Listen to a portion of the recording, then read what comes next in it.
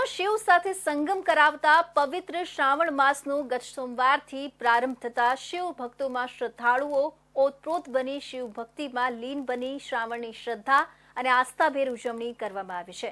અને શ્રાવણ માસના પવિત્ર દિને દર વર્ષે સુરતથી નર્મદાના નીર લેવા કાવડ યાત્રીઓ આવે છે, ત્યારે 26મી વિશાળ કાવડ યાત્રામાં 150 જેટલા કાવડ યાત્રીઓ જોડાયા છે।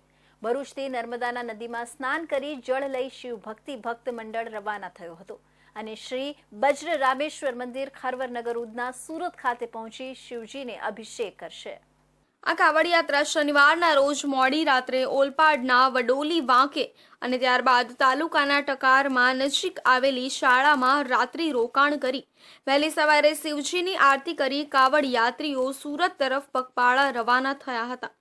ત્યારે શ્રાવણ માસમાં સોમવારથી જ શિવ મંદિરો ભક્તોથી ઉભરાઈ રહેશે, ત્યારે માર્ગો પર પણ કાવડ યાત્રાઓ જોવા મળે છે। તેમ ભરૂચથી નીકળી હાંસોટ થઈ વડોલી વાંકથી ટકારમાં ઓલપાડ સુરત માર્ગો પર વિશાળ 125 જેટલા એક સાથે કાવડ યાત્રીઓ હર હર મહાદેવ બમ બમ ભોલેનાથથી આખો માર્ગ ગુંજી ઉઠ્યો હતો। હું 10-15 વર્ષથી એમની સેવામાં જોડાયેલો છું।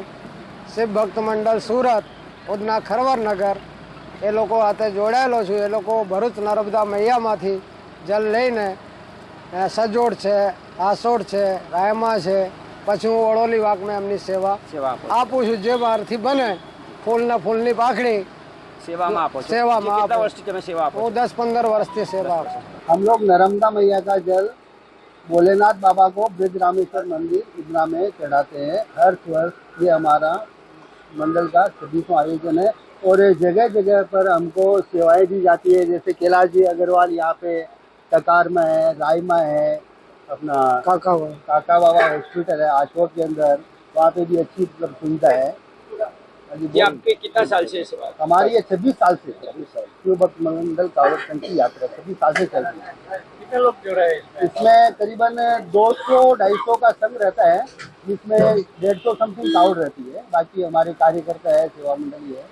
આ કાવડ યાત્રા શનિવારના રોજ મોડી રાત્રે ઓલપાડ તાલુકાના ટકારમાં નજીક આવેલી શાળામાં રાત્રિ રોકાણ કરી વહેલી સવારે શિવજીની આરતી કરી કાવડ યાત્રીઓ સુરત તરફ પગપાળા રવાના થયા હતા। ત્યારે શ્રાવણ માસમાં સોમવારથી જ શિવ મંદિરો ભક્તોથી ઉભરાઈ રહેશે, ત્યારે માર્ગો પર પણ કાવડ યાત્રાઓ જોવા મળે છે। તેમ ભરૂચથી નીકળી હાંસોટ થઈ ટકારમાં ઓલપાડ સુરત માર્ગો પર વિશાળ 150 જેટલા એક સાથે કાવડ યાત્રીઓ હર હર મહાદેવ બમ બમ ભોલેનાથથી આખો માર્ગ ગુંજી ઉઠ્યો હતો અને ડીજેના સાઉન્ડ સાથે ભક્તિમય ભજનો પર કાવડ યાત્રીઓ ઝૂમી ઉઠ્યા હતા। ત્યારે માર્ગ ઉપર એક સાથે પગપાળા વિશાળ કાવડ યાત્રા જોઈ વાહન ચાલકો તેમજ સૌ કોઈમાં કાવડ યાત્રીઓ આકર્ષકનું કેન્દ્ર બની ગયું હતું। ભક્તિમય વાતાવરણ વચ્ચે સંઘનાદ કરી એકી સાથે માર્ગ પર નીકળતા છેક સુરત સુધી ભક્તિમય માહોલ સર્જાયો હતો। કાવડ યાત્રા દરમિયાન કાવડ યાત્રીઓને કોઈ તકલીફ ન પડે તે માટે સેવાદળની ટીમ સહિતના લોકો સાથે રહી કાવડ યાત્રાને આગળ વધાવી હતી।